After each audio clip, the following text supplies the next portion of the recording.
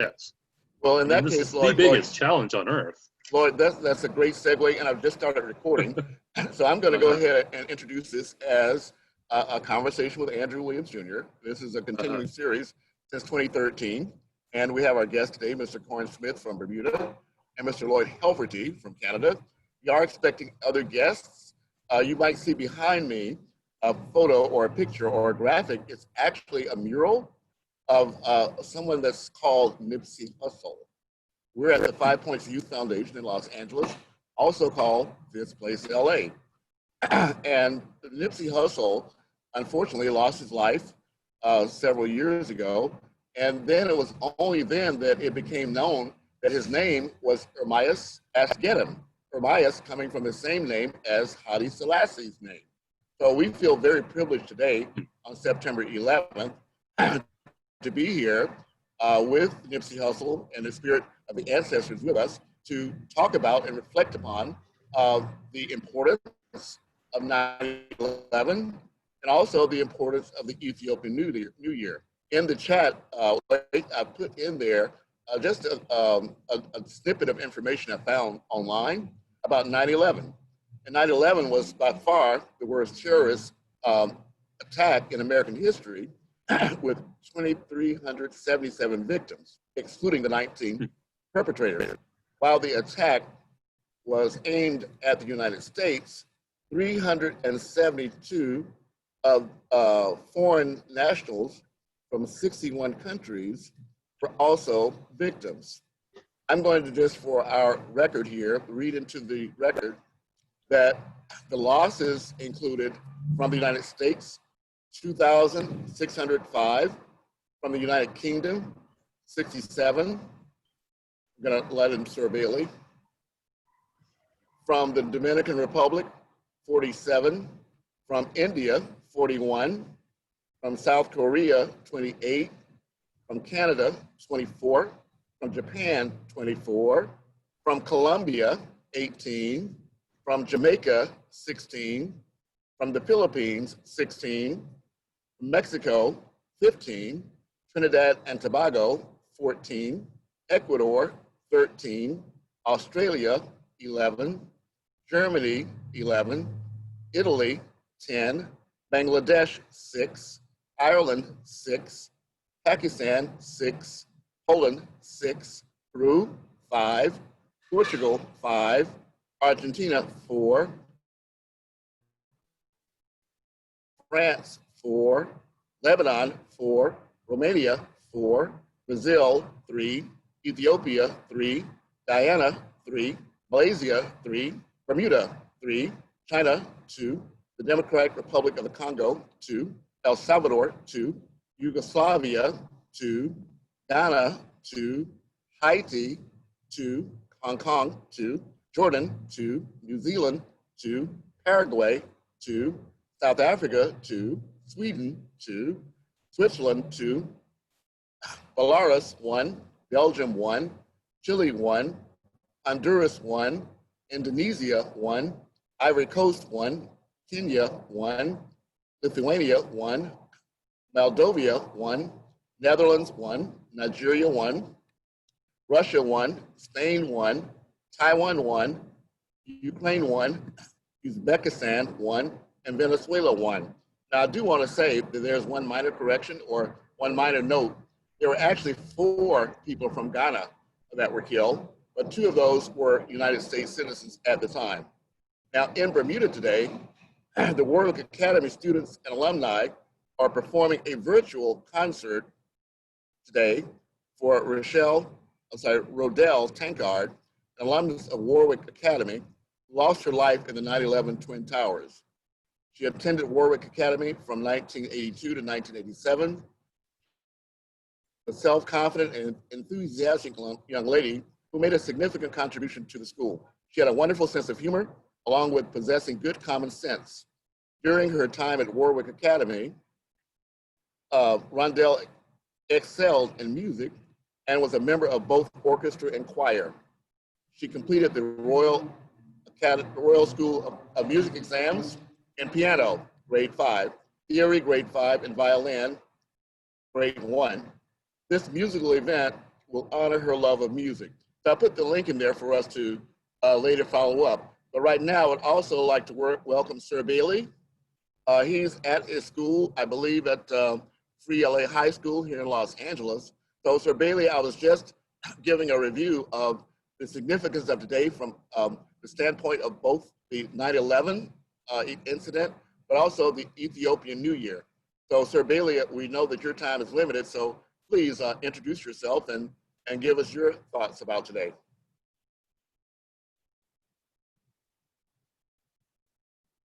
It's a tragic day. In session with students at Free LA High School right now on a separate Zoom. The image is a void of gore, smoke, explosions. This is Carlos Tomasino Still, they from choose Free outreach LA, from the public speaking to the community. by relating that life, that death isn't tragic. When is death ever not? I have encountered this same phenomenon when people demand I downplay the violence of war and the reality of the final sacrifice several of my friends made. I will not. The deaths were not pretty, not painless, not heroic, not slow. I will not live nor be part of the lie. This is life. This is death. I hope this man suspected to be Jonathan Bailey found the peace he was denied in his final moment. Well, we're realizing as we have this conversation, and thank you for allowing me in. My name is Sir Bailey here in Los Angeles. Family and friends call me Sir Love One. The trauma and being able to express, Dr. Mario Martinez tells us these healing fields of feeling safe, love, free, joy, and being able to express are critical to the healing of our emotional traumas. And as we speak with the young people here at Free LA right now, realizing that many of them weren't even born at this event,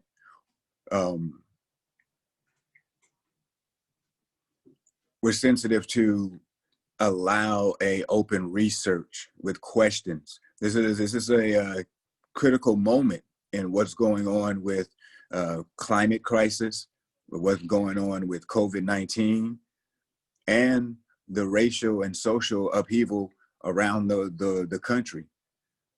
Because peace and justice take truth. Peace and justice need truth. State-sanctioned violence is not new. Black lives need all lives to protect from what evil might do. And we see this all over the world. Just definitely taking moments of silence, considering where we are now. And really, my message is no more war. What do we have to do to bring peace? Excited about SparkPod classrooms and spaces where we can take a little space to make it a better place in our conversations and open up, show our elders, setting an example for young people of being lifelong learners by having open ears to the youth and inspiring them to have open ears to our elders. Not only bridging the gaps between so-called races, but between genders and between ages as well. We got a time here for reconciliation, but it takes truth.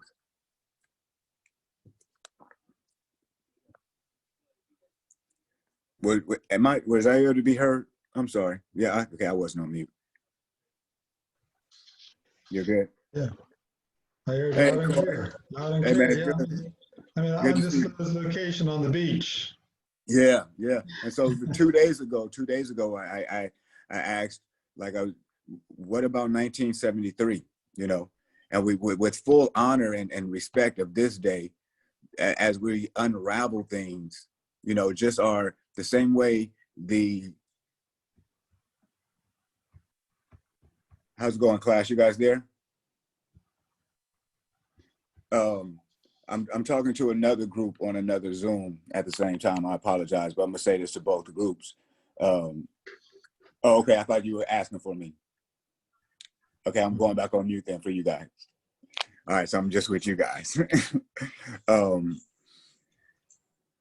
The way death of Waukesha Wilson in Los Angeles, a young lady of 36, who they say hung herself in a jail cell that should have cameras, from a telephone booth that's only 5 feet from the ground.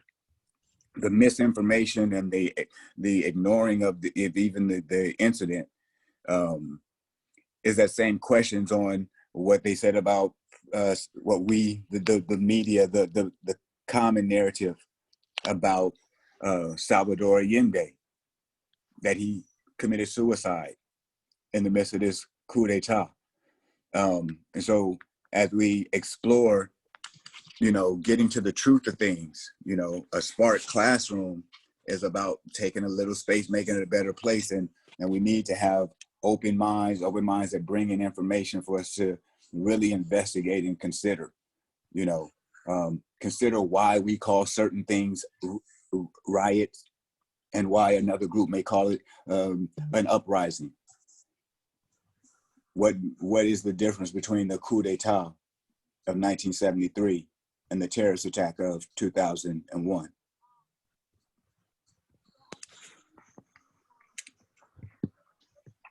It's those connections that I think bring our conversation not away from Black Lives Matters, but opens it up to the reality that, yeah, Black lives, like all lives, matter.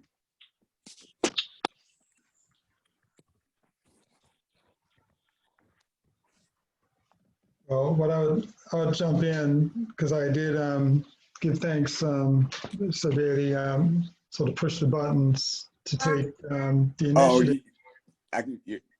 We're ready for you now. Oh, got a next presentation? Okay, smooth.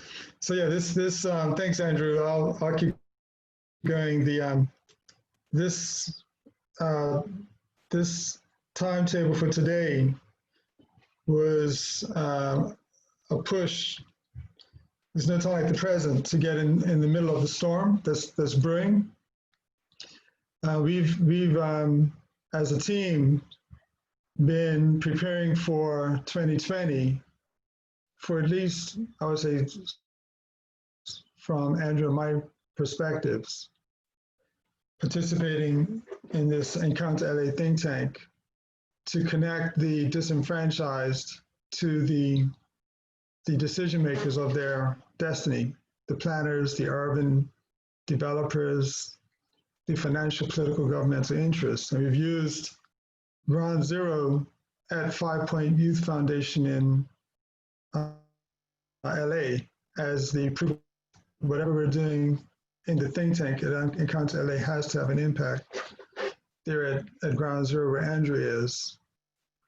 The most viable way for that impact is through social media and the internet and communications, so that there's a clear signal from those who do not have to those who have too much. And Bermuda ground base represents having too much, not having nothing. We are over privileged as a society.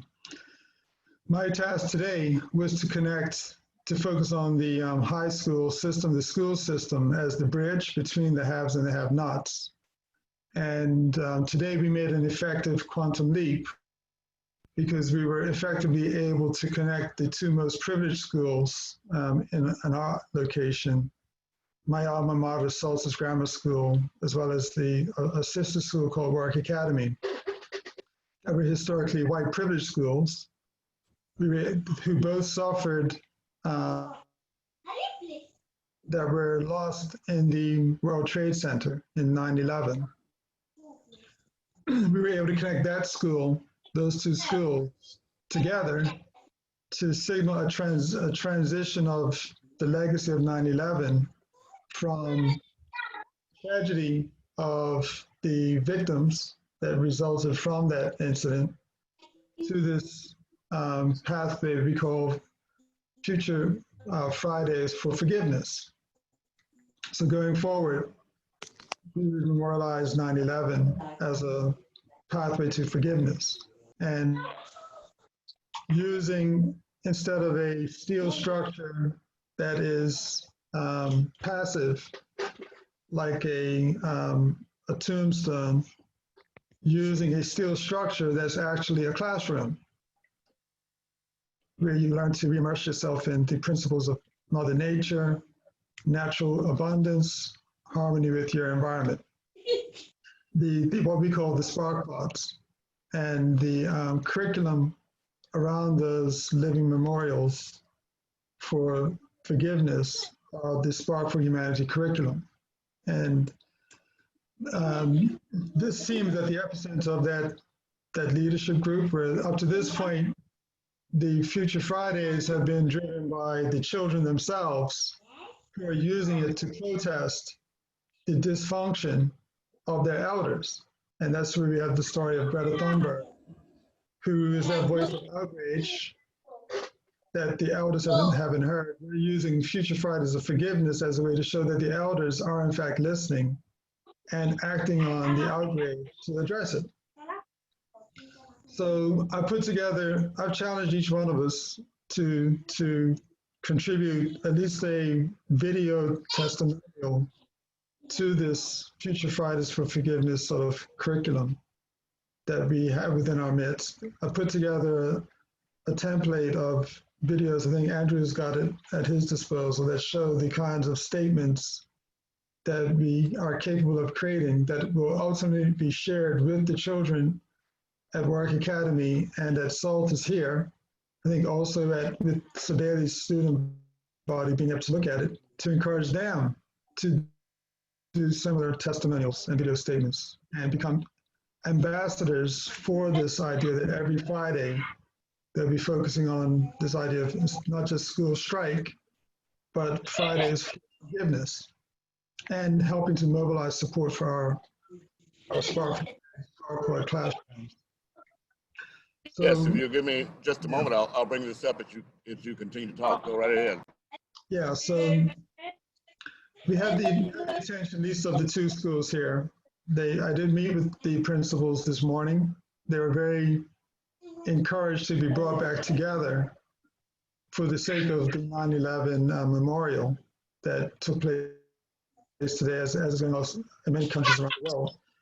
They're also anticipating the arrival of this next focus on the Spark4Humanity curriculum, and I use it under the umbrella of SuperJubilee400 to carry it forward. So at least with this profile, you can see the basic sort of core themes that we're carrying into the curriculum. And each video is about 3 or 4 minutes long. We don't necessarily have to play it here today, but the link will be available, and we can look at these anchor statements to get a sense of where the video sort of classroom will be evolving over the next week to week as more and more participation is generated through the school bodies that will be attracting to the program.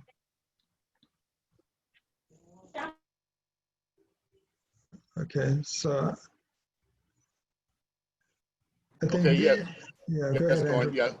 I just want to let you know, I'm dropping this link also into the Facebook page. If you'll see in the chat there, we're streaming now to our Encounter. It's been really renamed from Encounter Think Tank to the Encounter Ad Hoc International Advisory Board of Goodwill Ambassadors. So we're streaming there live now, and I'll also put the link there for us to share. So with that being said, I would like to take a moment now, Corin, and then introduce the other guests that we have, just to keep everyone on track. I have invited, first of all, Mr. Paul Ruffin. He represents Global Business Incubation. I put that link into the chat because it is, in fact, Global Business Incubation founders, or at least the president and chief researcher, Tonya and Paul McDonald, that I met in 2000, who then introduced me to the chairman emeritus, Dr. George Kaczmetsky, and also someone that influenced my life from that time to now, Dr. Raymond Yeh, who's the author of Zero Time Management Philosophies for the 21st Century. Together, they co-authored a book called The Corporation of the Future in Zero Time in 2000. So it was in 2009, 2008, almost 10 years later, that GBI appointed me as their zero-time solutions facilitator. In 2009, they introduced me to Corin Smith in Bermuda as the chief know-how officer. So together, he and I have been working since that time to now in finding ways to connect together our global family. I have to say, before they introduced to him, they introduced me to a work that he had done called Africa First, together, the dots that brought us together. But I will briefly now, if I may, Paul Ruffin, if you would introduce yourself as the VP of technology for GBI, as well as your work with the GBI Emerald Veterans. So Paul, please welcome yourself and thank you so much for joining us. Well, thank you. It's an honor to be on the call. You dropped a couple of times, Andrew, so I didn't quite get all that you said, but I function, hi, my name is Dr. Paul Ruffin, and I function as the Executive Vice President and Director of Operations currently now for Global Business Incubation. I'm also the spearhead, basically Executive Director for GBI Emerald Veterans. The Emerald Veteran Group was founded to promote and develop cause marketing concepts and implement cause marketing as with the organizations that were coming into our incubator, because GBI was founded by veterans in 1991. And for those who don't know, I believe Sir Bailey is, and Andrew, and I believe Corin, you know, they know the history, but for those that don't, GBI was founded by veterans on the campus of Lloyd and Marymount University in 1991. We've been responsible for over $2.2 billion in economic development through our think and do tanks. We have a number of notables that we have incubated and brought into the core of doing business, and from startups to those who are already in business and moving to their second and third round levels or their enterprise development. Our primary focus, I always say, GBI, we're focused on infrastructure, innovation, and investment. Our primary service model to those that we serve are veterans, youth, and social entrepreneurs. The difference about us, though, is that we were always focused on bringing the services available very readily in the metro areas to underserved areas. Initially, that started with the inner city and then moved into rural America because the rural America is underserved and with so much potential. So in the course of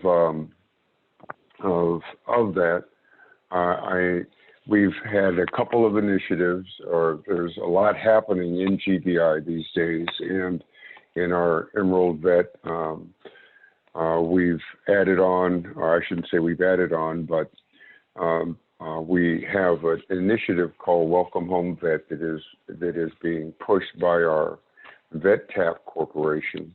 Welcome Home Vet is basically a wraparound initiative designed for not only community development, but also economic development. Basically, where we work is we teach cities and organizations and cities how to capitalize on veteran reentry for community development and for economic development within their cities. One of the first, I should say, implementations of this concept can be seen currently in the city of Hutchinson, Minnesota. When you drive into the city, you'll see a Welcome Home Vet sign welcoming you to the city. Just like in some cities you see we're a Beyond Yellow Ribbon, which is another military construct. The Welcome Home Vet is not a program. We are not a program, but we are an initiative that unifies the assets within a community to begin to work together to create a wraparound that brings people from point A to point B. Now, interesting enough, this wraparound program is very similar. Well, it's the same wraparound that you would do for prisoners coming out of prison, reentering back into the world, with youth coming out of group homes and foster care, moving into adulthood. I have a background. My background is over 40 years of technology and development. We own our own data centers through ECI Networks and a few other things. We have an international presence. From a technology perspective, we provide the exact same services as you would find at Amazon. Actually, I know we do better. And I'm going to say that because we're actually going after Amazon. We're going after Google. And this initiative that we are embarked on literally started in the year 2000. So this is not, I'm not speaking based on current activities, but I'm speaking on a long-term plan that was initiated almost 20 years ago. And we have effectively been able to position ourselves so that when it comes to services, we own the infrastructure of communications. We have a point of presence, what we call a point of presence in every major city in the world. We have put together peering contracts and cross connects with all of the major players. Some of them you might not know about, but you do know of AT&T, Verizon, and what have you, Spectrum, Cogent.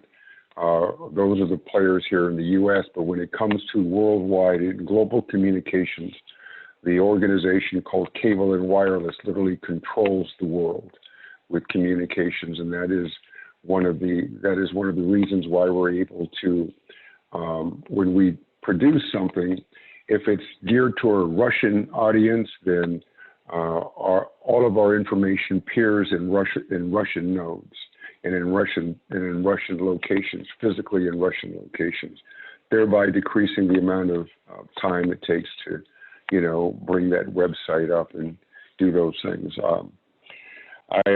One of the things that I did want to make, and it's imperative at this particular meeting, GBI, ECI Networks, and Welcome Home Vets, in connection with the Eagles Healing Nest, we've launched within the last 2 weeks probably what I would say the first Black-owned supercomputer in this country. We have been first in a number of things. I was doing infrastructure as a service, platforms as a service, software as a service back in 1994. But we have a system right now that is running at about 1,000 cores. We're moving into the realm of 10,000 to 20,000 cores for processing. We are in the top 2,000 supercomputers that are working on the COVID, the solution set for vaccines for COVID, cancer, Alzheimer's, dementia, and a number of others. And having said that, one of the reasons that we initiated this was because of our Youth Entrepreneurial Impact Program. That program started us moving into a direction where we wanted to bring, one of the things I learned a long time ago, learning is possible in an environment that provides the information, the setting, the materials, and by people being able to be there. As we move, and I just read an article, I might put it in the chat if I can find it again, but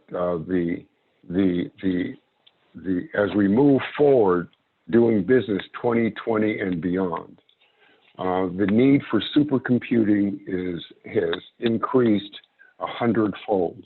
There are not enough supercomputers that are available to do what we need to do. One of the key things that came across our table was the fact that I've got students in college that are trying to get on, to finish up their doctorals and their masters and the various research. They have to pay large amounts of money to have time on the university supercomputer.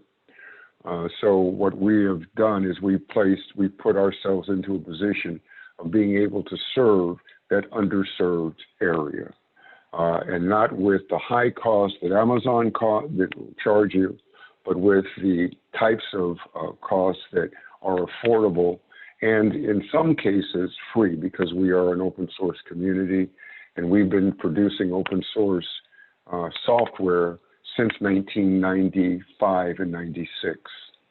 My team of people in technology, we contain probably currently right now 180 years between 6 of us of IT and business experience. So I'll land it there, Andrew. Thank you very much for the opportunity to speak.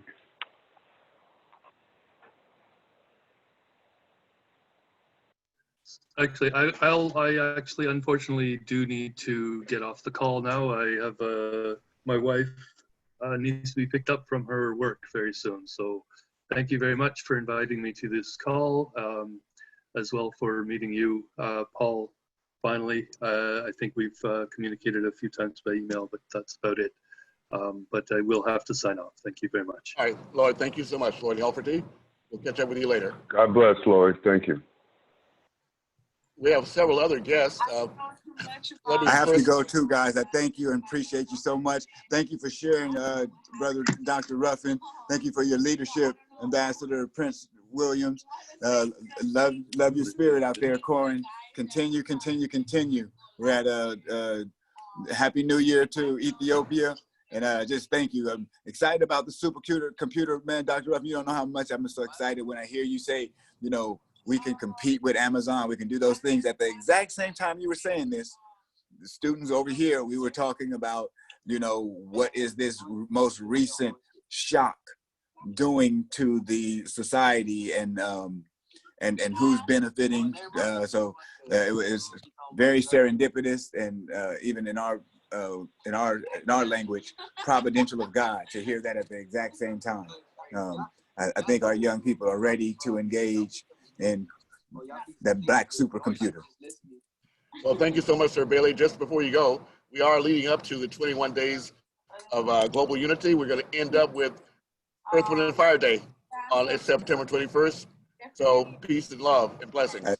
And I'll have a project for you guys right there. Jah willing, putting together a project of music and literature to raise money for Watering the Fields of Humanity, SparkHumanity, a rebirth of humanity. Right there, y'all. All right, one love. Okay, Lady Alicia Hamilton, are you there? Well, I see you're here, but yes, I am. Yes, I was on mute. Thank you. Thank you so very much. Greetings. Before your presentation, I would like to ask Edidiong Ekanem, if you're with us, could you please briefly introduce yourself, if you're able?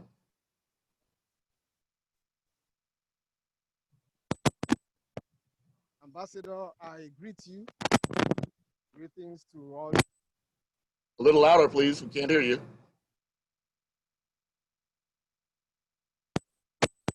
Hello? Okay, try that. Yeah, can you hear me now? Yes, much better. Thank you. Okay. I really want to appreciate you, Ambassador, for the timely connection, because I just got the link in my email this evening, and I decided to join because I know very well that whatever you try to connect is always real. So I really appreciate this connection, and I like to work with you and the other team members. So by the grace of God, I'm the president and founder of Association for Health, Safety, and Environmental Awareness International. Basically, we take health and safety to the grassroots because we still believe that there are people out there who are looking for you know, how to, you know, be safety conscious, but they do not really know how to go about it. So that's why I established this organization, brought in volunteers, brought in people of like mind, brought in people who are dedicated, brought in passionate people who are, you know, passionate about health and safety.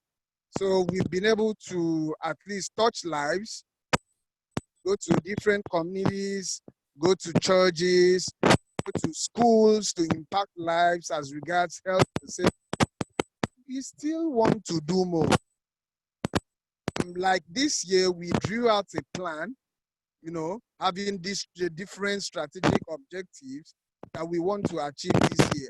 We are on it. So in Nigeria, where the headquarters is, we have over 20 states in Nigeria, which hseai, Association for Health, Safety and Environmental Awareness International, is established. You know, like today, we are trying to bring in, you know, different matrons, passionate about what we're doing, hope to touch life even beyond African countries, the world. Open to connect, open to ideas.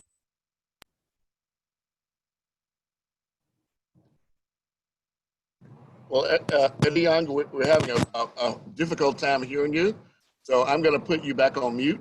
But in the chat line, I did put the link to your organization. It's the Association for Health, Safety, and Environmental Awareness International. I'm pleased to be the chairperson of their International Advisory Board, and I'm pleased to also have Lady Alicia Hamilton as my co-chairperson. So with that, Lady Alicia Hamilton, could you perhaps introduce yourself? I'll be with you in just 1 second, please. Yeah. Okay. Okay. Keep your feet up, okay? Here we go.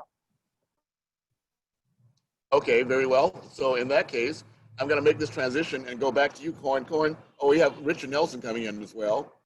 So let me promote him to panelist. And also we have another veteran coming in. So if you could hear us, thank you so much for joining us, both Richard and Albert. We're just doing a round of introductions, Richard.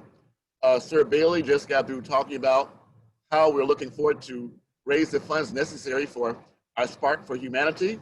And that's the software, as Corin calls it, within the hardware of the AgriPod. So Richard Nelson, perhaps you could be so kind as I drop the link to SolaRoof in the chat to introduce yourself and tell us what is really AgriPod.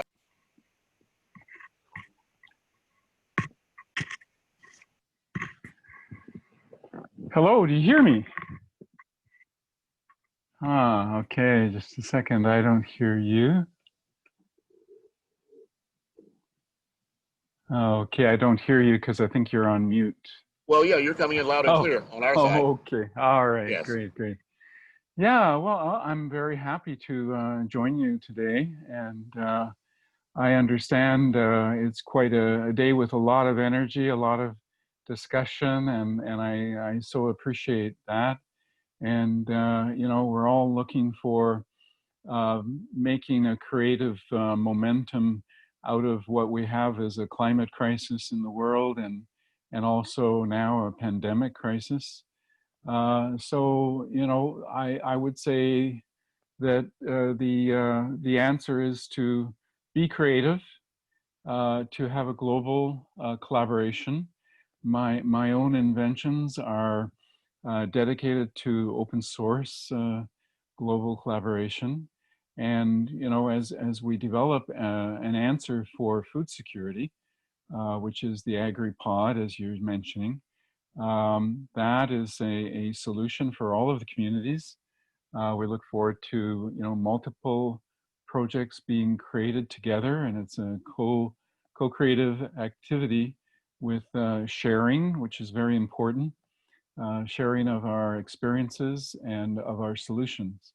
So, you know, for the purpose of getting momentum, we're encouraging the creation of a global cooperative enterprise network. So we're all, you know, interested in enterprise solution.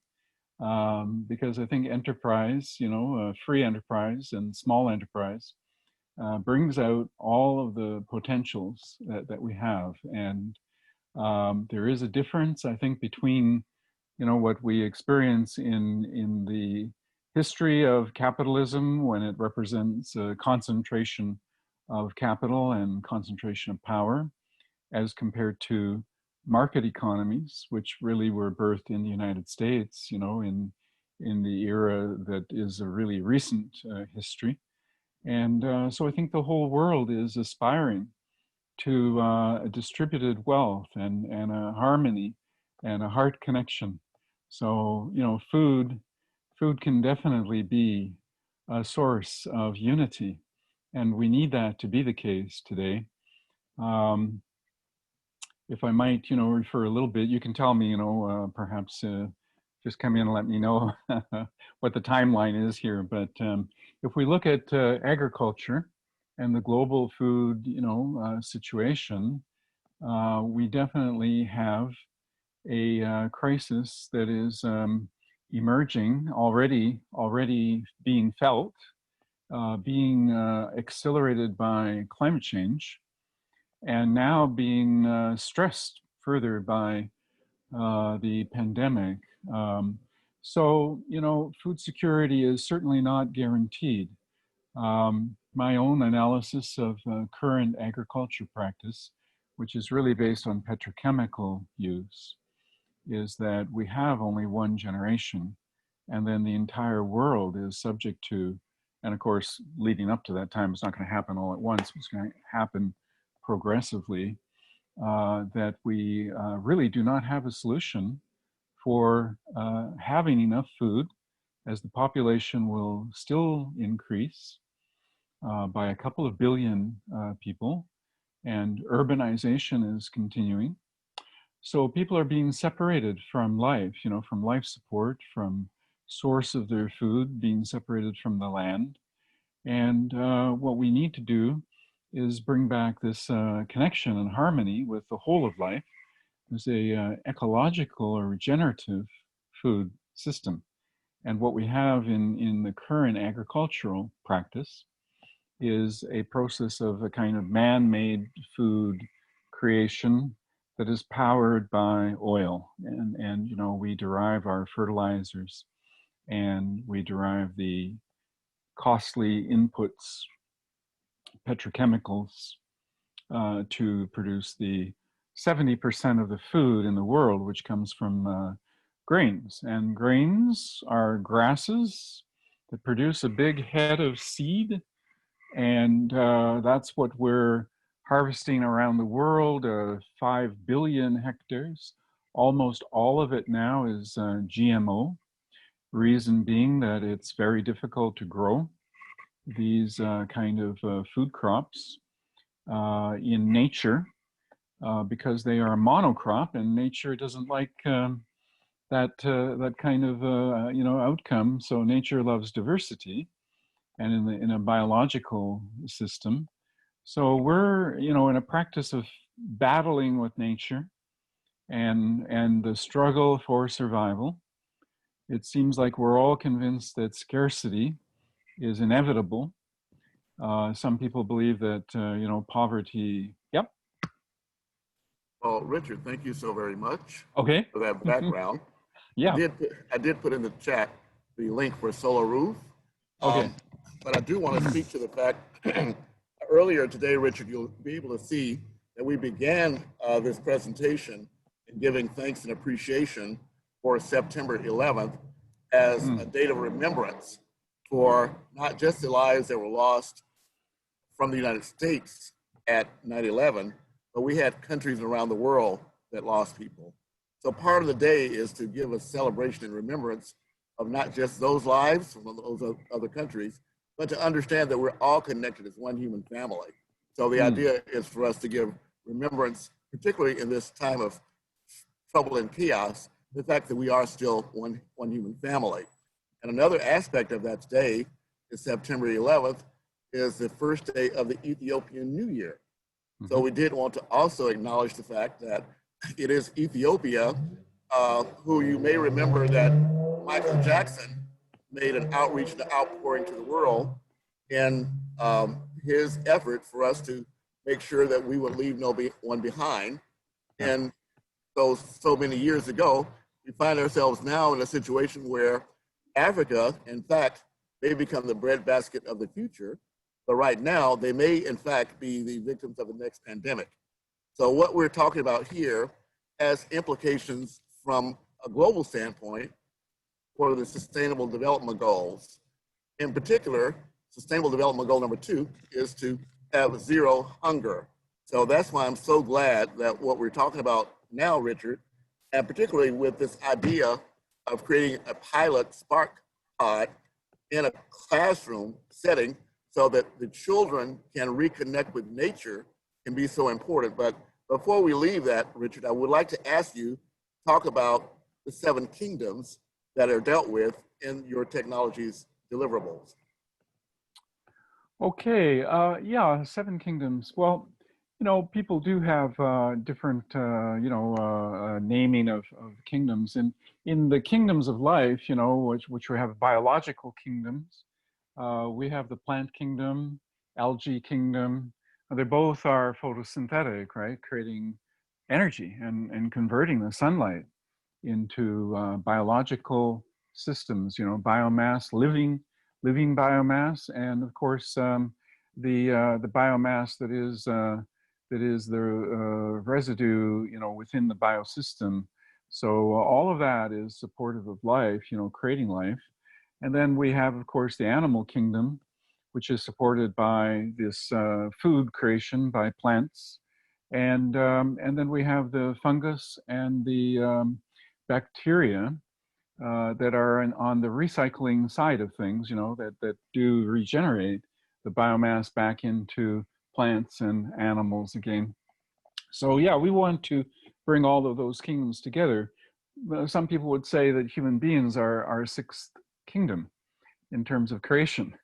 And there would be some also discussion of a 7th kingdom, which could be, you know, a higher spirit, you know, a spirit level of people associating, a heart connection, and how we say heart coherence. So, you know, if we're all going to have, food, you know, food sufficiency is not something we have to struggle for. The universe is designed for abundance. And what we have is a man-made system of scarcity. So, and we're taught this, you know, and our education is really extending or propagating this mentality of scarcity. And in fact, we learn all the mechanisms of destroying what would provide us abundance.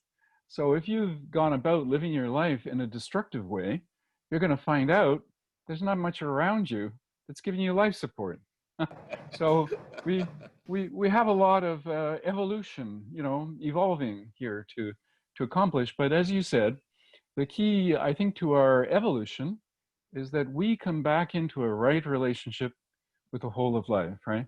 Which is also Aboriginal, you know, is an Aboriginal concept, the whole of life, that we have a fit, you know, we're not here to dominate, we're here to nurture.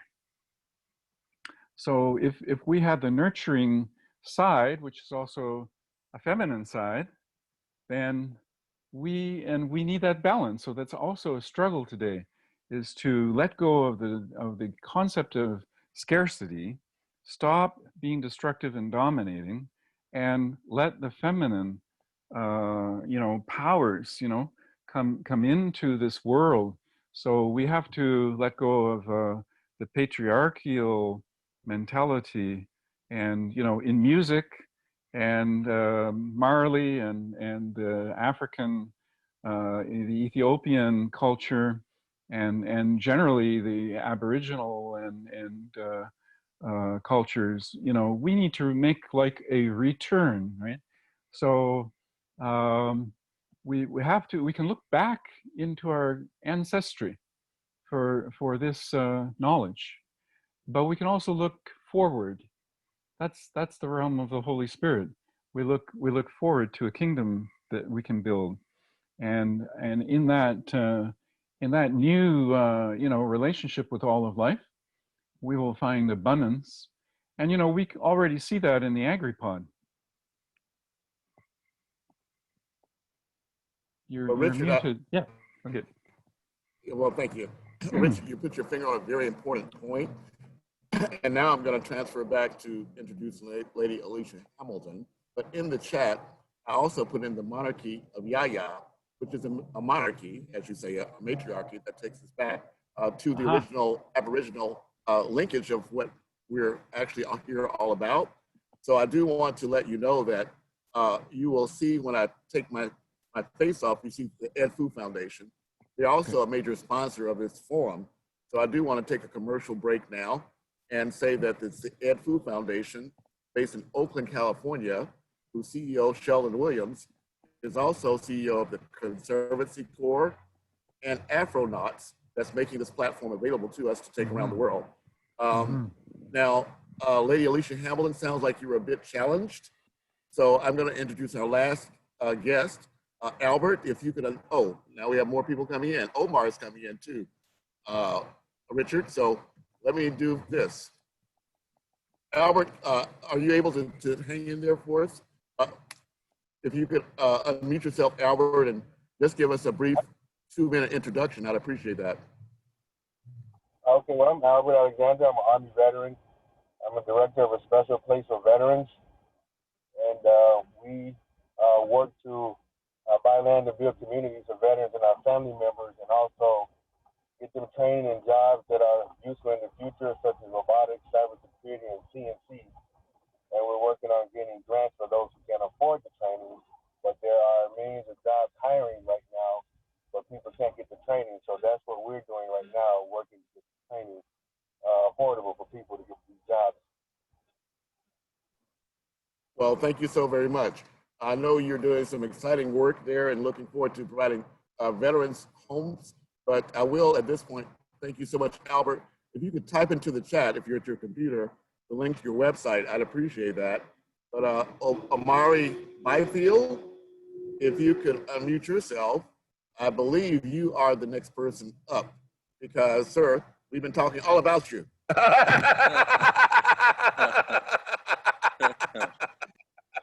But let me preface this by saying the forum that you're coming into now is actually one that introduced Richard Nelson and Corin Smith and Lady Alicia Hamilton and Paul Ruffin and Sir Bailey. All of us that have been here now were connected through Encounter LA, right? So this is technically an outgrowth of that. Now we are Encounter Global. That's important to know. That's important to know. Well, you know, I guess I should start by saying Corin and I have been speaking about each other equally. So I'm grateful for the brother Corin. My name is Omari Byfield. I am the CEO of SolaRoof International. So I've been working very closely with Richard Nelson over the past about 2 years now to structure and foster the growth and development of the AgriPod and the initiative that is altering the platform of agriculture for the better. You know, I guess it's a short way to say a lot of what we're doing, but in developing the pod network and as a function of Spark4Humanity, you know, I am here as a proponent, you know, to propel this thing forward and to be as effective as possible. So thank you all for having me. I'm glad to be here. Okay, you're very welcome. Lady Alicia Hamilton, are you able to unmute yourself now and introduce yourself? Or not? Lady Alicia Hamilton, are you there? Let me just say that Lady Alicia Hamilton, she's the CEO of the Revelation Network, trn.tv, and also of, Alicia, I see you're unmuted. Are you there? Oh, I can't hear you yet. She's also the CEO of Universal Citizens Media Network. And these are two internet-based platforms. They're actually able to push out to any digital device around the world. I'm honored to have been working with her since 2011. The Revelation Network was launched in, I think, 2003 and went online in 2007. So continuously since that time, she's been using her technical expertise to empower people to not just be consumers of content, but be producers of content as well. Alicia, are you unmuted? I think you're there. Still on here. So we're now in a transition phase. Over the last few years, the Revelation Network and TRN, we built up an online top 10 subscriber base of 300 to 400,000 people around the world. And we're now making a transition to also reach out to another 33 million people through Roku and also through Amazon Fire. So that will be under the branding of Nokori, which is a Swahili word for truth. So the idea is to bring truth in media, rather than have 5 corporations that own 90% of the media. We'll actually be able to empower our people worldwide to become producers themselves. So it looks as though if Alicia, you're not there, then I'm going to turn this back over briefly to Corin Smith, because Corin, we've done what we could to connect together Bermuda with the rest of the world. So Corin, if you're there, perhaps now's the time you'd like to insert some activities. My video meetings like this, they tend to go on for hours. So now's the time for you to speak up to bring some order into this unfolding blossom of communications. Yeah, thanks, Andrew. Can you hear me? Hello? Hello? Yes, we hear you fine. We don't see you, but we hear you, yes. Thanks again, because like I said, we're challenging ourselves as elders to sort of rise to the, I guess, challenge that Greta Thunberg, on behalf of all children, has put on the global agenda as a Nobel Peace Prize nominee, that she feels that the adults have actually failed the future. And the idea of the school strike, from her perspective, is that she doesn't go to school on Fridays because she's protesting the failure of the elders and the need for the children to rise up and take control of the script, you know. This particular gathering today was to challenge ourselves as elders to be as equally Nobel Peace Prize worthy as a 15-year-old was, in the face of what we now agree is a major problem, which is not a natural disaster, but a man-made disaster. We've made the wrong choices. So today was a good day to at least come full circle in the face of 9/11 as a man-made disaster and the disasters that have ensued since 9/11, to say that we're transitioning as elders in partnership with teenagers to put the infrastructure in place. Every Friday, there's not just a Friday for school strike, but a Friday for SparkPod curriculums, Spark4Humanity curriculum, you know. I'm hoping that every week there'll be some kind of a reinforcement within the schools that are on school strike to become a part of the FutureFridays4Forgiveness social media gatherings, because they cannot go on strike anymore because the schools are already shut down. But they can gather on virtual classrooms.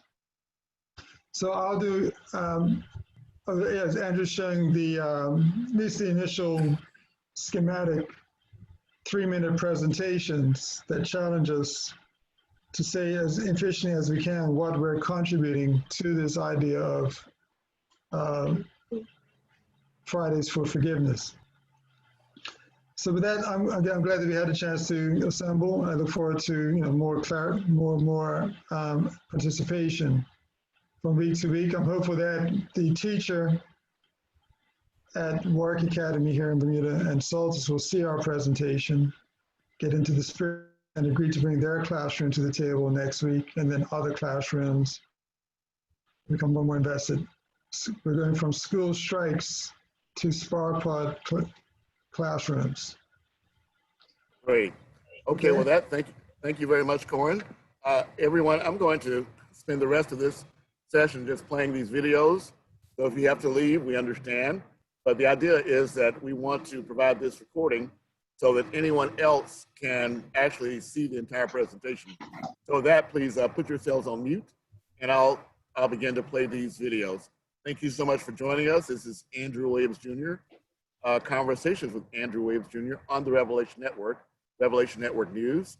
Alicia Hamilton, if you're not there, I'm going to let people know they can find us at trn.tv as we speak. We are having a UCIT.tv coming online soon, and also Nokore TV, Nokore.tv coming online soon.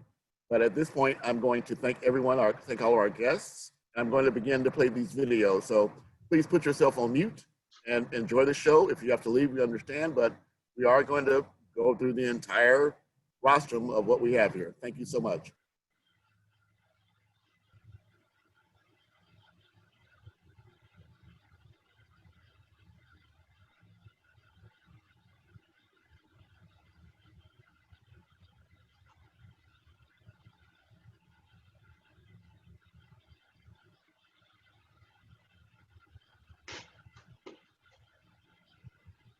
Hello. Hi there.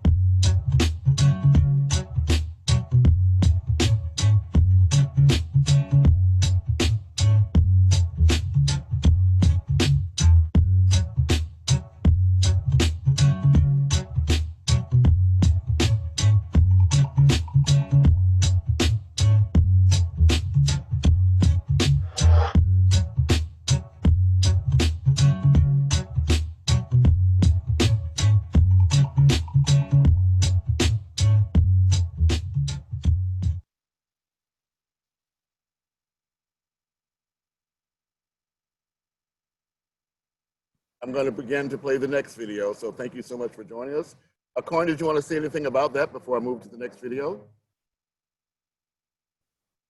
No, thanks. That's fine. Okay, all right. Let's see here. I'm going to have to refresh my screen. Give me just a moment here. Technology is great when it works.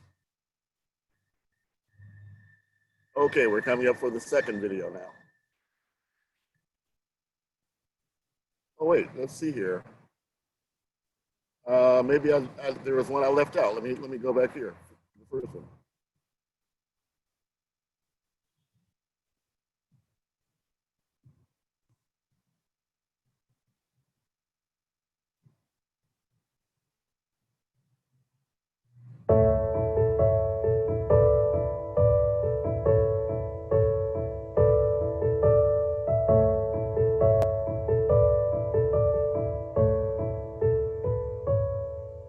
We cannot hold our children with arms of war. They need love and understanding, peace on earth, for they're lost, afraid and all alone, without a family's love for comfort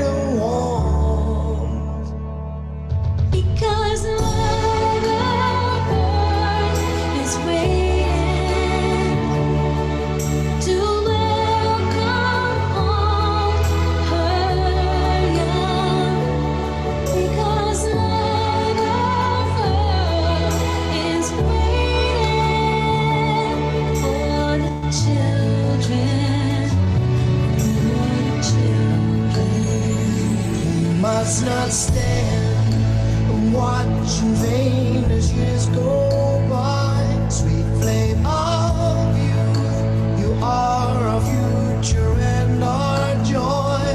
'Cause now is the time, we gotta stand as one.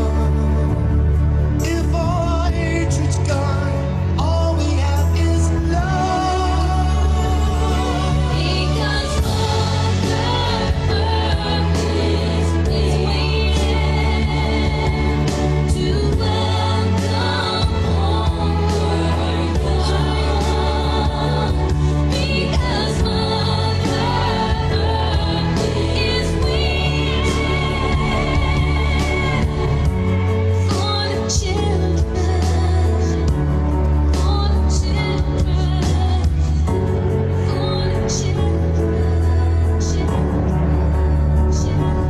As we stand united in our love, our voices shall be heard, our hearts shall be as one. Mankind free to live again, forgiveness in our hearts. We've all been reached for love, now's the time for change. Because now's the time has come. Now the time has come. Now the time has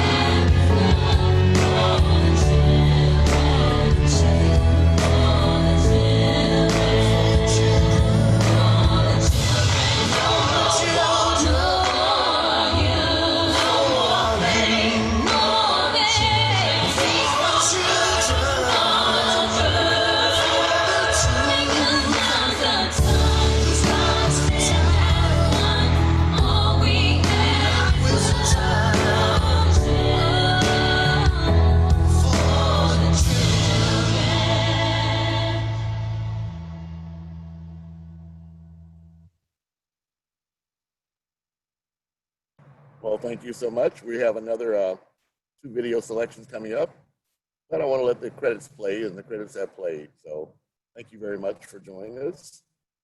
This is a presentation of the 400 Super Jubilee, and I do want to speak to that just a moment, if I may.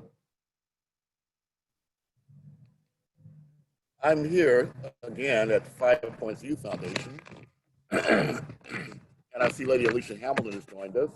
Perfect timing, because it is she who, along with Corin Smith and myself, are championing what we call the Super Jubilee. I'm at a location in Los Angeles, known as, of course, the city of the Queen of Angels.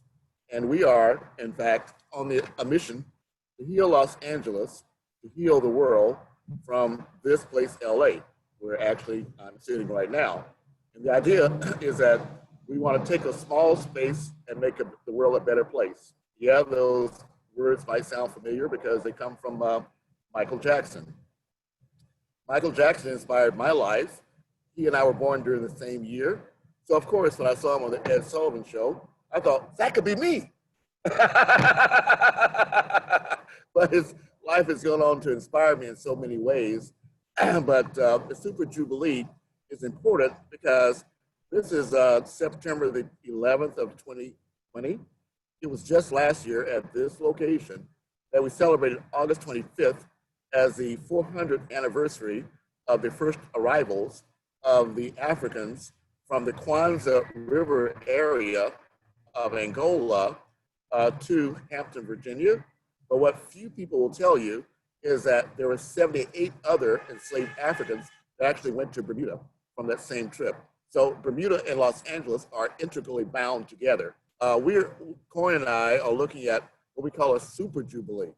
if the first 400 years was, well, in the first place, every 50 years is a jubilee. So a super jubilee is a combination of 50 years. What we're looking for is the next 400 years. But in part, in order for us to have a true emancipation, we have to make a transition from what Martin Luther King called the second emancipation. The first, of course, being on April 1st, January 1st of 1863, when the Emancipation Proclamation was signed. Even though for those in Texas, that word didn't arrive to them until June 19th of 1865, which brings us into Juneteenth. So what we're doing here is we're celebrating the next 400 years. So Lady Alicia Hamilton, last year, you did a major event called 400 Uhuru Rising. And as I understand it, we're looking to Kingdom Day weekend of 2021 as the introduction of the Corey TV and the introduction of this new musical. So could you speak to us about, first of all, about this third emancipation? As Bob Marley says, you have to free your mind in order to go forward. But Lady Alicia, you said actually that we're suffering from mental incarceration. And that's a word that is also echoed by Dr. Ericana Chumbury-Clow when she says that we must emancipate ourselves from the colonialism that has embraced us for the last 400 years. So Lady Alicia Hamilton, could you please introduce yourself and your thoughts on what we're doing today?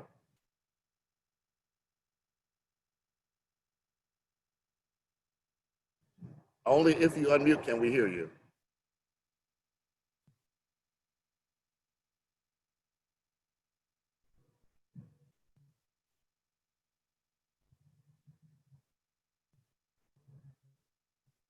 If you see me shaking my head, that's because we still cannot hear you.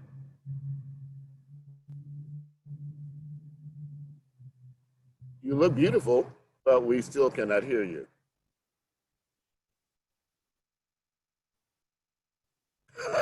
So we're going to do a Hollywood do-over, and we're going to move to our next video.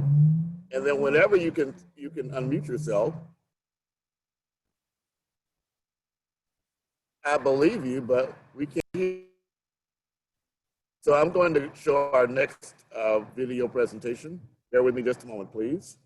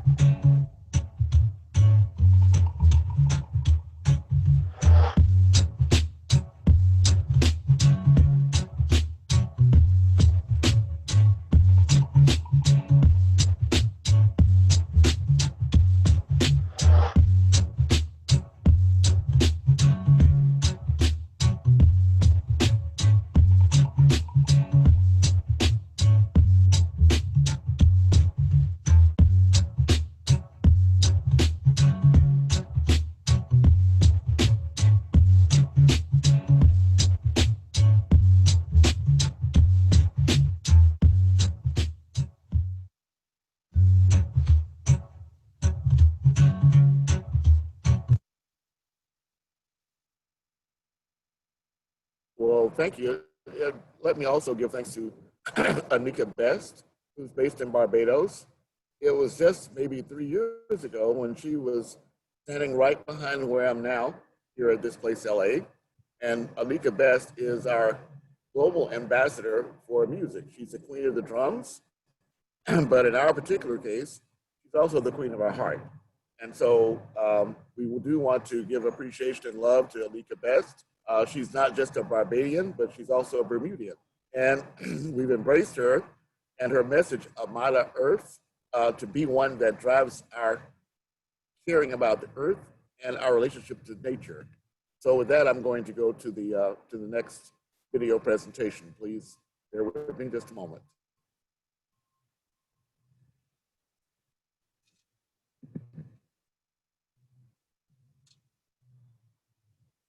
Okay, I've got a technical challenge, so let me refresh that. Let me refresh that link.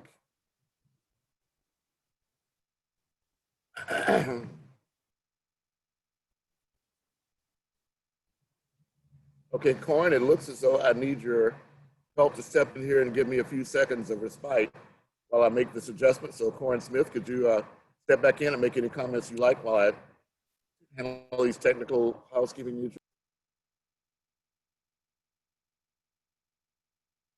Oh, hi. Yeah, I'm here, Andrew. Can you hear me? Oh. Yes, I can hear you. Yes, I can hear you. Okay. Yeah, well, yeah, we've, I think, had a good, oh, it's interesting. Can you get full screen mode on your Zoom button there? Yeah, just a moment, please. Okay. Okay, yes, I had to let Alicia back in. She's back in. And yeah, yeah. So first, let me see if I can, Alicia, can you unmute yourself? Can you see if we can hear you now?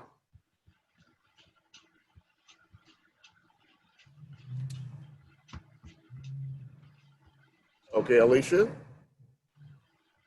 Okay, it doesn't look that way. I have two more brief video presentations, so I'll proceed with those. Then we'll come back to you, Corin. Okay.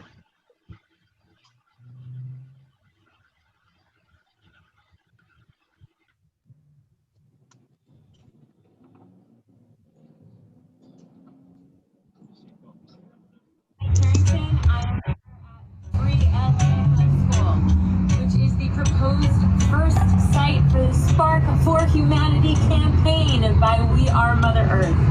The Spark4Humanity campaign is bringing educational, zero carbon emissions, smart greenhouses to schools.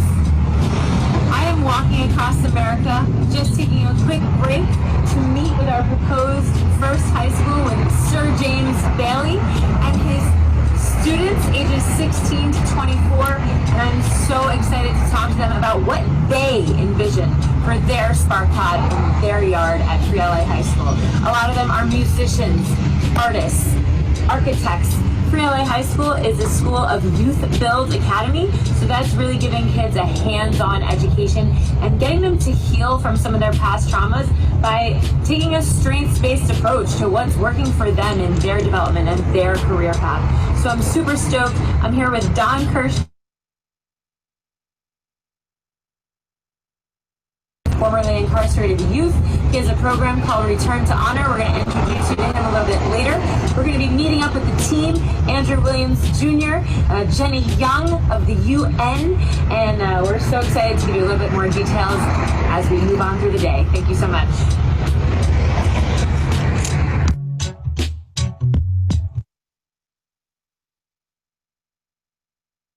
Okay, thank you. Lady Alicia Hamilton, we're going to try you one more time before we go to our next and final video.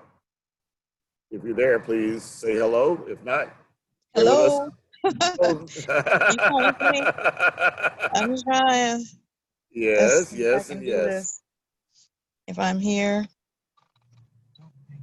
Okay. Can you guys hear me now? Yes, we hear you and sorry. see you. I had to sign off and sign back in. We're moving around quite a bit today, so my apologies. But Andrew, you've done such a fantastic job representing the network and representing me and everything else. I have very little left to say. You are the most perfect spokesperson. That's why you do all our international media and is our anchor. Thank you. But bringing greetings to everyone for this very special day, September 11th. We know that I think everyone who's over the age of, 19 now, well, let's say give them 4 or 5 years to maybe be able to be aware of what was going on, remembers where you were at that moment, September 11th, when things changed considerably. And as we have progressed since then, you know, I just want to acknowledge, I know you've probably already done that, but I would be remiss if I didn't acknowledge all of the people who lost their lives, all of the families who are still dealing with it, and of course our amazing first responders who are now on the front lines again, dealing with another disaster, which is this COVID-19 coronavirus. But in the process, we have tried to cover those stories and to hear what the people are saying. It was very important for people to have a voice and a choice. And with that, we have the Revelation Network bringing our faith-based perspective, ECI TV bringing our secular millennial perspective, and new to the platform, Nakori TV, which is truth in the Adinkra symbols. And that will be bringing truth in media. And so we've always been about using media and technology to empower, to capacity build, to bring the truth where it's not always shared, meaning that the perspective of truth for your own narrative to be told in the way that you know represents your intention. Sometimes people tell our narratives for us, and it's not necessarily representing our perspective or our intention, which gets us in trouble. So we are grateful to have a platform that's reaching and a few 100,000 followers over the years, and planning to do much, much more as we move ahead. And so with that being said, just wanted to at least bring greetings today.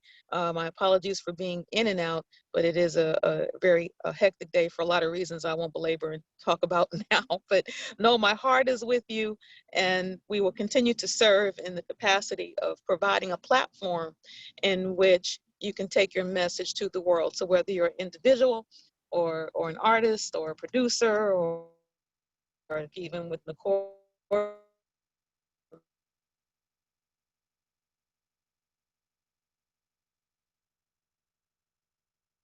about mentally, as Andrew mentioned. Ambassador Qual talks about being liberated from the colonialized mindset from the transatlantic slave trade. And I've been talking about being liberated from mental incarceration from this industrialized complex that has crippled many, many nations and peoples because of a few that govern from a place of fear, than the majority that are, you know, not being or being governed and seeking a place of peace. So in the balance of peace, planet, and having prosperity, but having the consideration of what the generation of our wealth and what we do, how can it be done in a way that doesn't compromise the planet and people, and that all people are considered and no one is left behind as we look at the support of the United Nations Sustainable Development Goals. So we will continue to do the work. We hope that we will be joined by you and you share with others and let them know what our intentions are, because it's all good. And Andrew, you're a fabulous, amazing host. We're so grateful for your work always.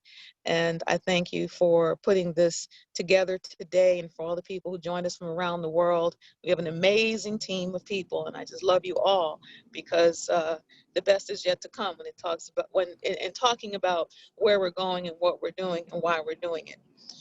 Okay, so thank you again. You see it, but we will be, you know, sharing more.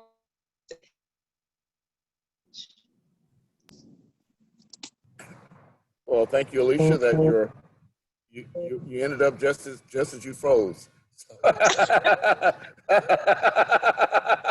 So thank you very much. Thank you. So Corin, I put into the chat here a link to the Middle Passage Monument.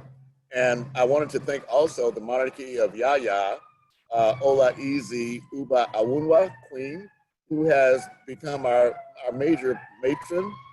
Again, I'm in Los Angeles, so I'm going to show a video while the surrounding sounds die down.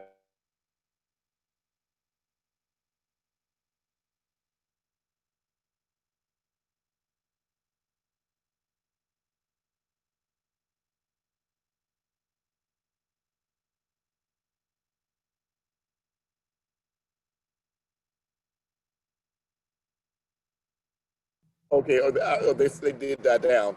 So I mentioned to you earlier that it was the Bermuda that was the recipient of the other 78 plus enslaved Africans back in 1619.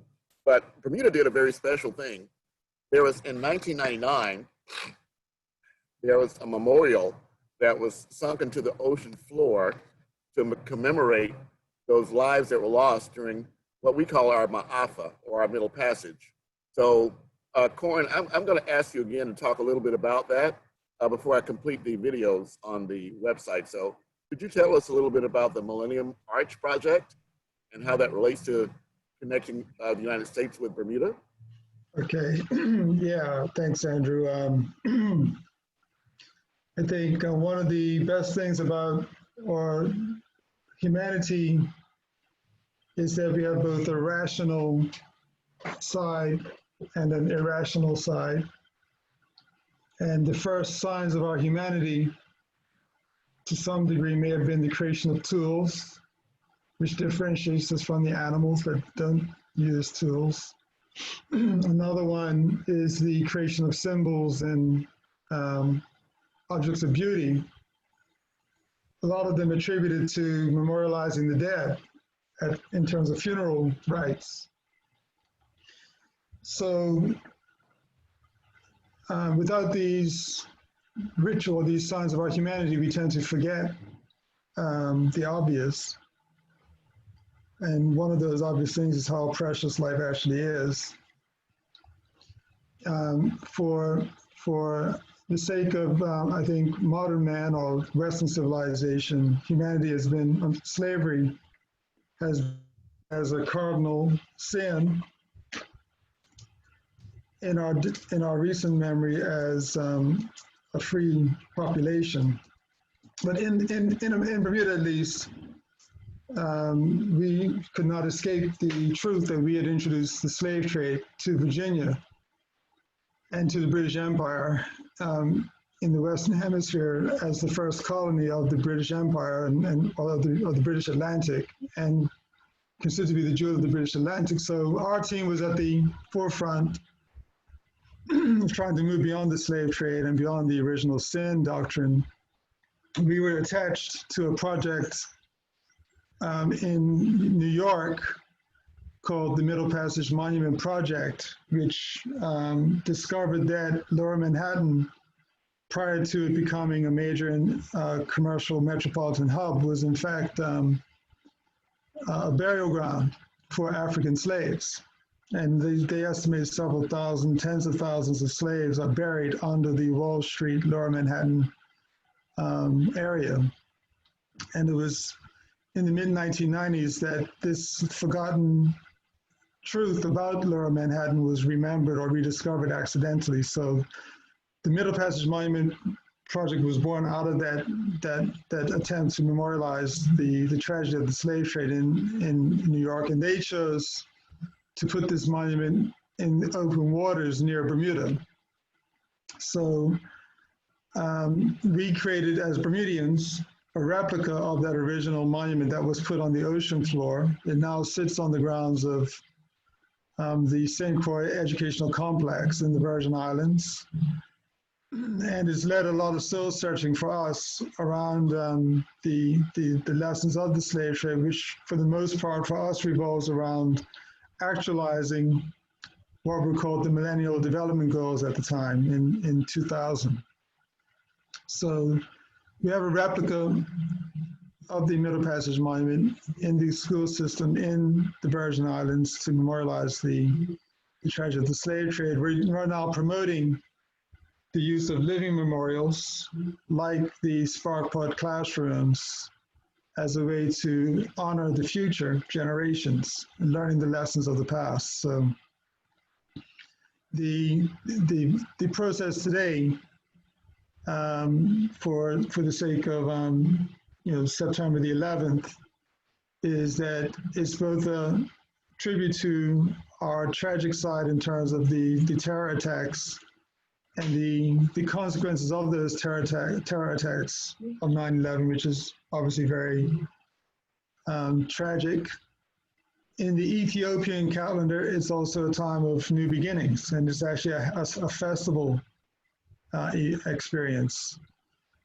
So we now are choosing to use both themes, the memory of the tragedy of 9/11 and the potential for new beginnings in 9/11. And the hope is that the lessons of the slave trade will encourage us to be more on forgiveness than revenge as we go into the future.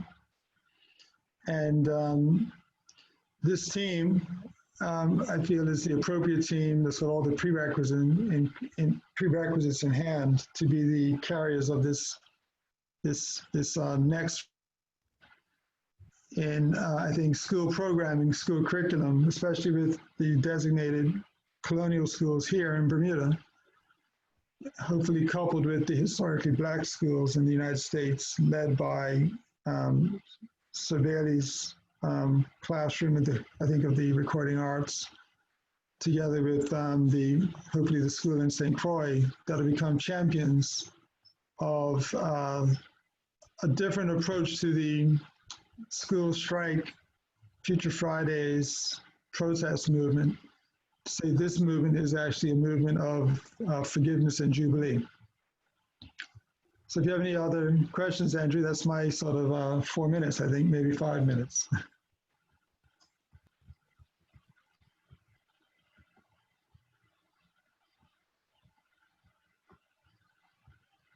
Does anybody else have any questions about that? I'm open to anyone else to have a question before I play these last videos. So are there any other questions? Now's the time. I don't have a question, but I do look forward to the participation, within the capacity of GBI and GBI Emerald Vets, along with our Welcome Home Vet program or initiative, and to participate and partner in the areas that Corin has outlined. Because, one of the things that I would like to just put on record, veterans are probably one of the most diversified communities in this country. And we have people not only from all walks of life, but from all quote unquote classes of social strata that come to find out a very hardcore fact in the foxhole. When bullets and guns are flying, there is no differentiation of color or race, and everyone seems to believe in God. Even the atheist will say, "Oh my God." So with that as a fun and understanding that with veterans, that also gives us an economic base that we can begin to utilize and capitalize on in order to move forward in the areas that we are looking to do.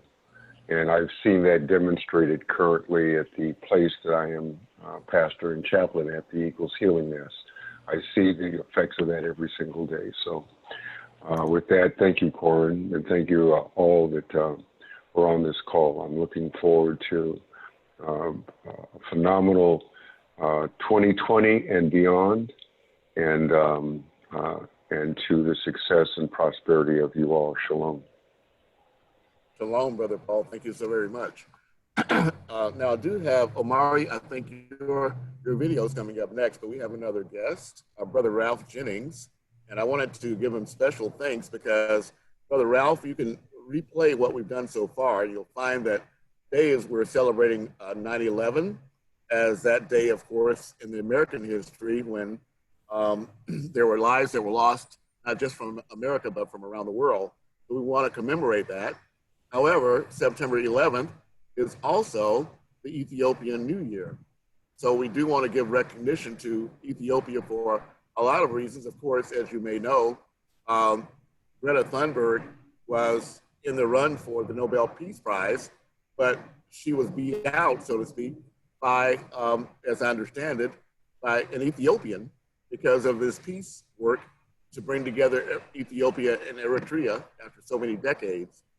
But going back further, Ralph, you and I earlier this year have addressed something even more relevant. Today, actually, Ethiopia is what is a 7-year difference between the Ethiopian calendar and the Gregorian calendar. Okay. But we were earlier talking about the fact that if we actually trace ourselves back to the roots of humanity, it is in fact in Africa that all of these things originated. And in the course of our earlier conversations, we talked about naming the days because, as you may know, each of the days that we recognize as Sunday, Monday, Tuesday, etc., are all based on Roman mythology, basically. So we decided that we would have what's called Afrikwanzaa as a means to reconnect our human family, not just from an Afrocentric standpoint, but from a humanitarian standpoint. Yes. And Ralph Corin Smith is here. It was actually he and I in 2012 when I visited Bermuda that devised what we call the Kwanzaa Accord. And the idea was, instead of celebrating 7 years of plenty followed by 7 years of famine, we would dedicate ourselves for 7 years of sacrifice in order to bring into reality a new consciousness among our people. So we broke down those 7 days into 7 years. So the first year was Umoja. But of course, at that time, the African Union was shifting its focus from just the African continent itself to the entire world. Right. And they were also making a transition from looking backwards, looking forward. So they devised what's called the African Union Agenda 2063. And Madam Zuma, who visited here in Los Angeles, gave me and all of us a charge to find a way to reconnect the African diaspora. Earlier, Lady Alicia mentioned the Sustainable Development Goals. Well, because the entire continent of Africa was working on what they'll call the Common African Position for the Post-Millennium Development Goals, Africa is a region, the largest region on Earth, that had the input into what is now the Sustainable Development Goals. Now, originally in 2000, it was only a handful of people in the bottom of the United Nations that came up with the first 8 goals. But what we're focused on is global partnerships for development. That's the same in the first and the same now. So Ralph, before I go further into that, let me please allow you to introduce yourself and tell us, if you could, about the Kwanzaa meanings today being purpose and Nia. But if you'd be so kind to just introduce yourself and give us your perspective on where we are and where we're going. Okay, my name is Brother Ralph. I'm a co-founder of a small, modest nonprofit organization called ARC, the Alliance of Repentant Citizens. I work primarily with personal trauma management, at-risk youth and adults. And from there, a lot of experiences have been happening in my life, including this right here. Working with personalities like Brother Andrew and Sir Bailey and Dr. Paul Ruffin and others that are committed to, just improving the quality of life as myself. That's what I've been doing. I volunteered to assist in explaining the 7 principles of Ngusa Saba, the 7 principles of Kwanzaa, and honestly, the one that was always more inspiring to me that was Nia. Doing my study and finding out about Dr. Karanga and their research and how they came about accumulating the 7 principles of Kwanzaa and looking at African culture over the centuries and being able to condense it to these principles that you could find throughout the continent. And even we can see its relevance in our DNA makeup, our genetic propensities today in the diaspora, regardless to what part of the world that you find us. And NIA, out of all the principles, the one that more identified our relationship to a creator, to me, was NIA, because it represented the fact that every African born has a NIA, has a purpose, and that purpose was established in like a intelligent, intelligent design, an intelligent creator gave each and every last one of us a purpose. The hand cannot say to the foot, I have no need of you. Every part of the human experience is important and vital and necessary. So yeah, I mean, as far as NIA goes, that's it. I think that NIA also focuses on the responsibility, not so much of just the individual, but for the tribe, for the leaders of the group to be able to recognize and empower the NIA of everyone under their charge. So I always try to bring that up when given the opportunity to share that. I appreciate allowing me to get the email and that I had time to get on the call right now and meet some more progressive people doing their thing. Nice to meet you. Nice to see. I think I heard Dr. Ruffin earlier. He may be gone now, but I thought I heard his voice. Appreciate your insights there, Mr. Smith. Look forward to getting to know you a little bit more and what you're doing. I see that there's some other people on the call. I haven't met you yet, but that's what I got to say about me. You got any questions? Ask.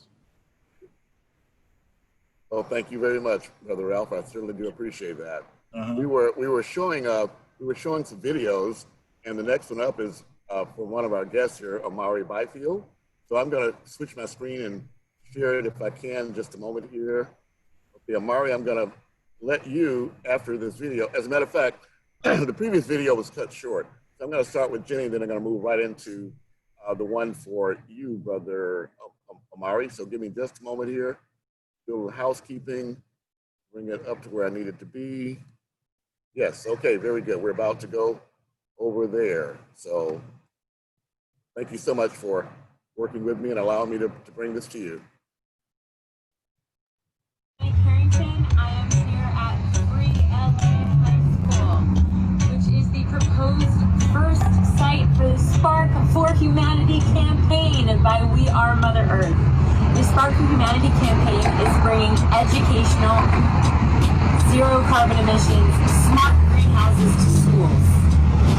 I am walking across America, just taking a quick break to meet with our proposed first high school with Sir James Bailey and his students ages 16 to 24, and I'm so excited to talk to them about what they envision for their SparkPod in their yard at Free LA High School. A lot of them are musicians, artists, architects. Free LA High School is a school of Youth Build Academy, so that's really giving kids a hands-on education and getting them to heal from some of their past traumas by taking a strengths-based approach to what's working for them in their development and their career path. So I'm super stoked. I'm here with Don Kirshner today. He's actually an author who talks a lot about working with formerly incarcerated youth. He has a program called Return to Honor. We're going to introduce you to him a little bit later. We're going to be meeting up with the team, Andrew Williams Jr., Jenny Young of the UN, and we're so excited to give you a little bit more details as we move on through the day. Thank you so much.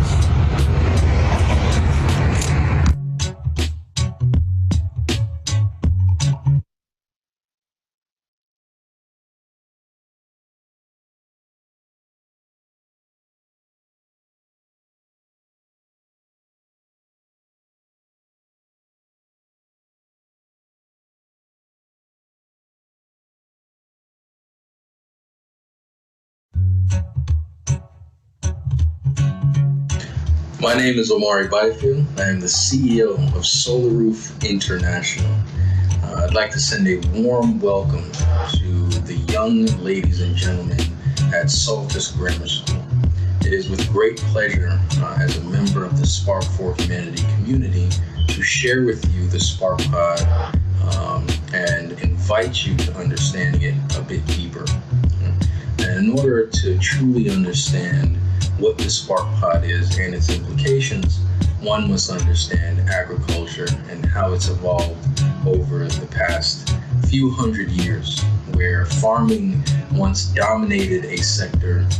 We became more productive and went into greenhousing. From greenhousing, we evolved into vertical farming, where the next step in the evolution is the SparkPod, right?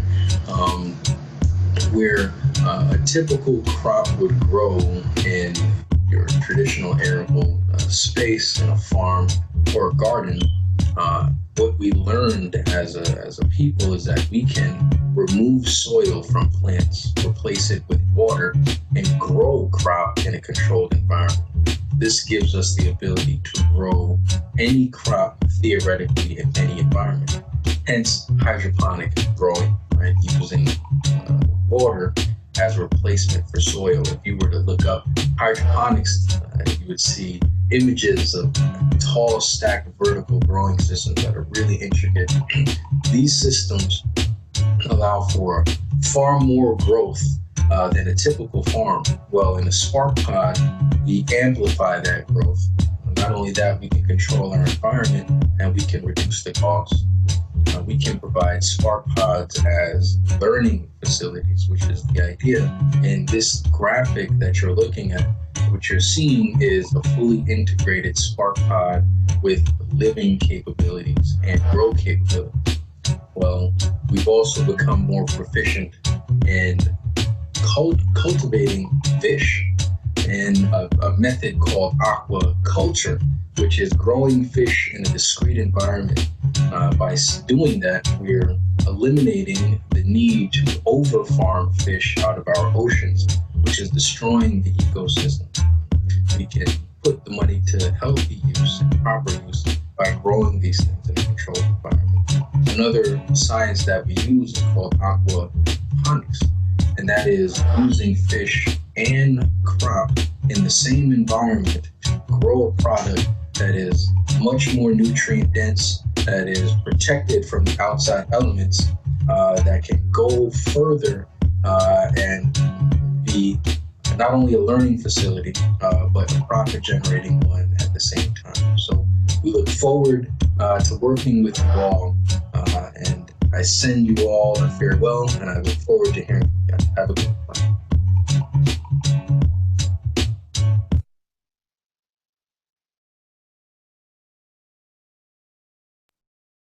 So with that, Omari Byfield, is there any commentary you would like to make? Just jump in. Nothing more than, just happy to be here. I hope the video was informative. If there are any questions, I'll certainly take questions. It's one of those things, right? It's a loaded thing, because there's so much to be said about what's going on, where we are, what we've been doing up to this point, and what the technology is. That we can have a 5-hour meeting, on the very technology of it. But yeah, no, I'm just happy to be here, and if there are any questions, I'd be happy to answer them. But no, not anything in particular that I would generally like to add. But yeah, I'm here for any questions. Okay, now if you're at your computer, if you could type into the chat there your contact information and our website. Sure. Also, I put in there the link. We're streaming live on Facebook on our Encounter Think Tank group. So if you could also put it there so our wider audience can see it, I would appreciate that. I'm going to go back to our videos now. We have one more video. So thank you for joining us, and we're going to take you now to Mother Earth.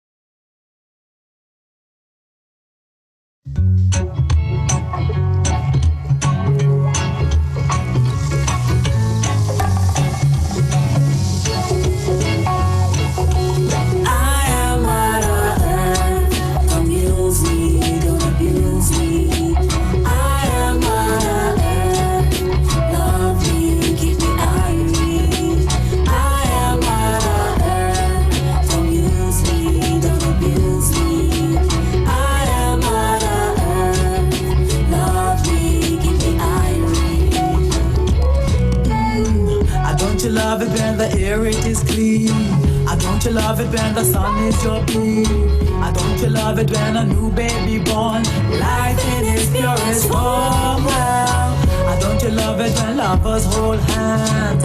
Don't you love it when the weak take a stand? What would you do if night turned to day? The wicked they will run away.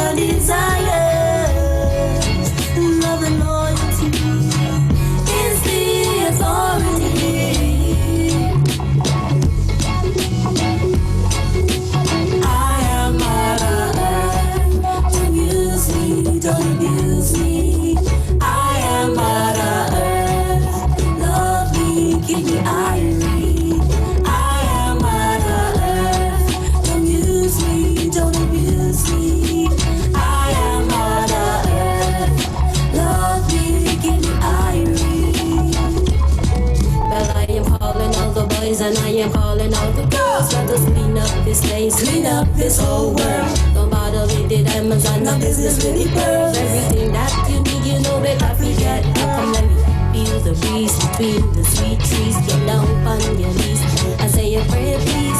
Because I am Mother Earth. Don't use me, don't abuse me. I am Mother Earth. Love me, keep me irie. I am Mother Earth. Don't use me, don't abuse me. I am Mother Earth. Love me, keep me irie. I am Mother Earth. Don't use me, don't abuse me. I am Mother Earth. Love me, keep me irie. We are Mother Earth.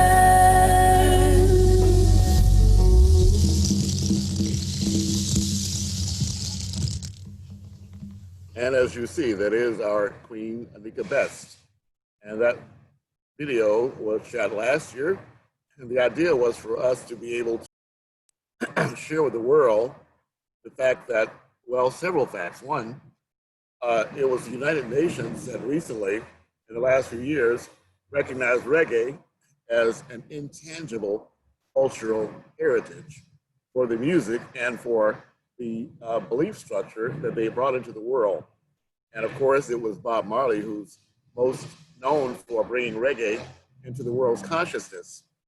But as we wind up today, I'd like to again bring it back to you, Corin, for any final thoughts before we wrap up today's event. Yeah, thanks, Andrew. Thanks, everyone, for participating. I know this sort of came at the last minute, but we have a pattern here we call the workathon. Every day, we've been grinding at this, I think, understanding that we have to fix things on the fly, especially when it comes to the human factor in the production room, on the production process, you know. So we've reached a very strong transition date, I think, at this stage in the workathon. And I think we're at a stage now where we have to factor the middle school age range, those 10-year-olds carrying the baton forward. If Greta Thunberg can do it, we can do it. And this is a good time to transition into that middle. So thanks again for being here. Hopefully we'll be here again every Friday with more and more of the students themselves that will be our ambassadors to get these classrooms into the curriculum and to the faculties around the different jurisdictions we're dealing with. Thanks again, everybody. We'll see you again soon. Before we leave, I'm going to be going out with one final video, and you'll recognize many of our characters here. This is Andrew Williams Jr. Again, we're broadcasting live now on the Encounter Ayagba, which was formerly the Encounter Think Tank, Global Partnerships. But we're going to go out now with our theme song for what we're doing, and we want to thank everyone so much. Please, if you could type in your information in the chat, and also, again, we're streaming live on Facebook, so if you choose to, also put the information there. Thank you so much. We love you. Have a fantastic day. And we're going out with this.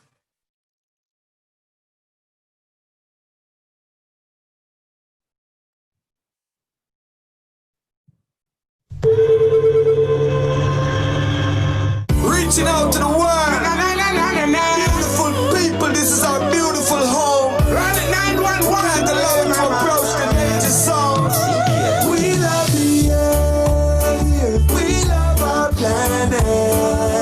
We got to cherish and protect it, and care for and respect it. Cause this is our world, our earth, Mother Earth. Yeah. Our world, don't hurt Mother Earth. No. Our world, our earth, Mother Earth. Our world, don't hurt Mother Earth. This is the moment to heal the earth. Say it loud and make we believe the words. Cause we are one blood, we say one love, peace and unity, one world community. Let's pick up all the pieces, start cleaning up the beaches, stop cutting down the trees, erase those carbon footprints.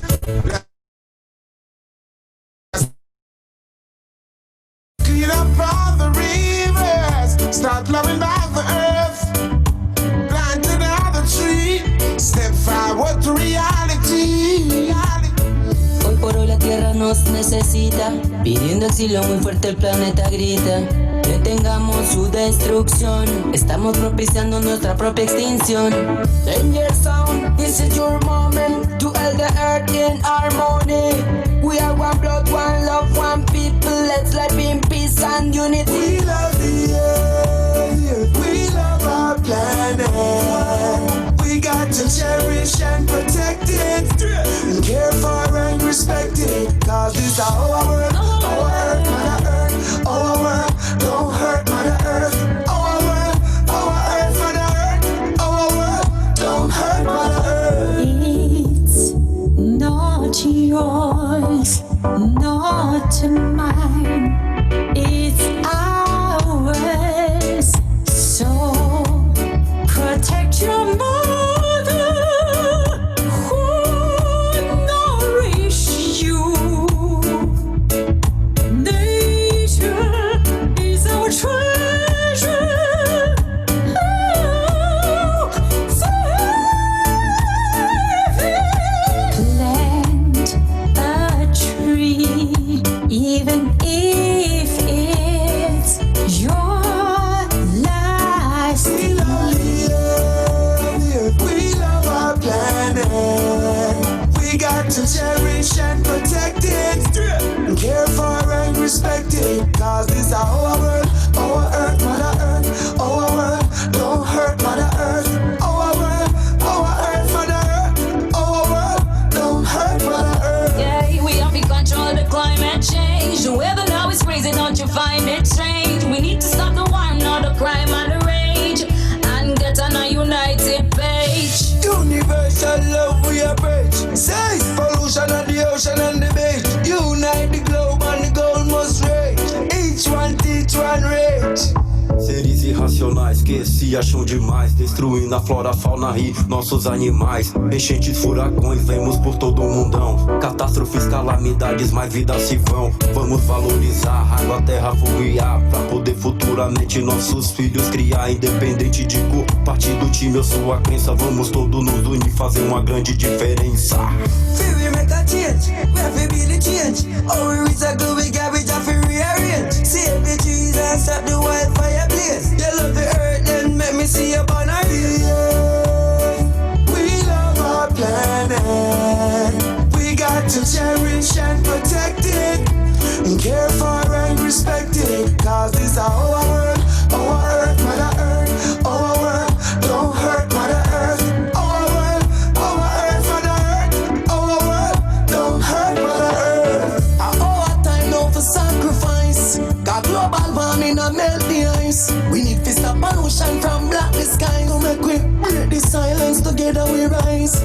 We are fury, we approaching the danger zone. Care for your planet, cause you know say it's your home. Push your flag up in the air and we'll be thrown. One aim, one destiny, one we earth. Are living in the danger zone. Planet Earth is our only home. The 1% wants to live in space to destroy the human race. Raise hands for our right, forever unified. Take care of our life. Oh. We love the earth. We love our planet. We got to cherish and protect it, care for and respect it. Cause this is our world, our earth, Mother Earth, our world. Don't hurt Mother Earth, our world, our earth, Mother Earth, our world. Don't hurt Mother Earth. There's nothing greater than a mother's love. So let's protect our Mother Earth and give her what she deserves. Yeah, listen what me say. No, it's not too late. We can make a change. If we just keep working together, we make a difference. It's for our children. Gotta make a better day. Who the youth be half a day. Shout outs from Danger Zone, Bottle Splash, and Generation Hip Hop to Team Planet 911. We love the earth. We love our planet. We have a planet.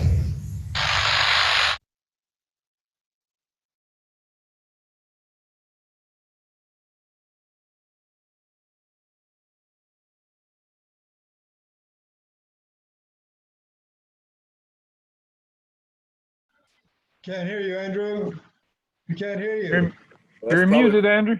It's probably because I'm on mute, huh? Well, I just wanted to thank everyone for joining us here at 5pointsyouthfoundation.org and thisplacela.wordpress.com. We're actually the spiritual home for Diane E. Watson. She founded what is now 5 Points Youth Foundation back in 1984, just after the Olympics. I moved in as the president in 2014, 30 years afterwards. My first act was to join the United Nations Global Compact. And we had a 2015 to 2020 Caring for Climate campaign. And the Pod Pioneers were among the 100 organizations around the world that became our Goodwill ambassadors. Just last year, on September 21st, International Day of Peace, we launched what we now call the Ad Hoc International Advisory Board of Goodwill Ambassadors.